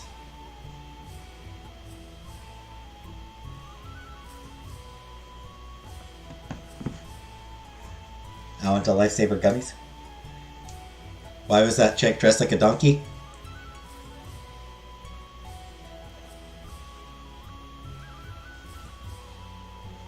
It is one of those things that's like, why is she dressed like a donkey? Like, it was part of the original fairy tale. Yeah, like, she's dressed like that here because it's part of the original fairy tale. And I think the idea was like, oh, no one will suspect her of being a princess when she's dressed like a donkey for some reason.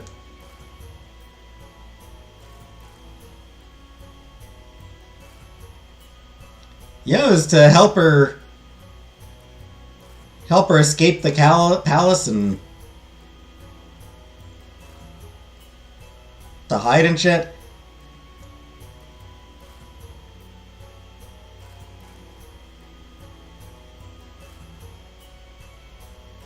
But it is weird.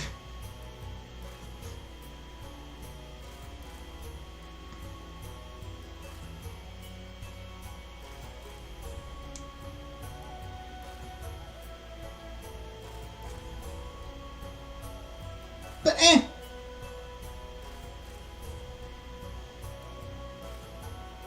I will say I'm enjoying this section of the game.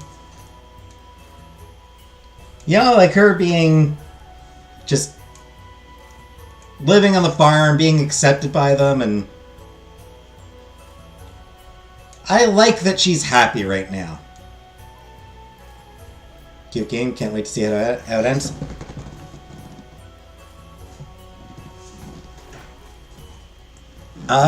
Yeah, we'll see if I can get a happy ending or not. Maybe I can get a happy ending, maybe not. It's honestly not guaranteed.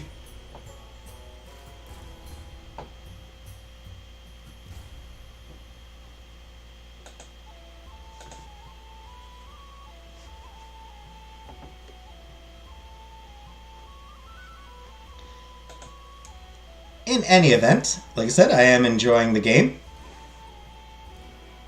It is cute. The reaping minigame was kind of fun. And I will probably not come on tomorrow. I will probably sleep in tomorrow. Hell, I might sleep in Saturday.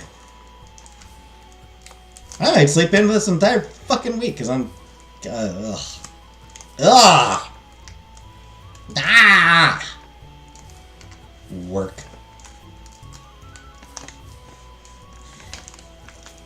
Anyway, I will have a new episode of Final Fantasy Pixel Remastered tomorrow.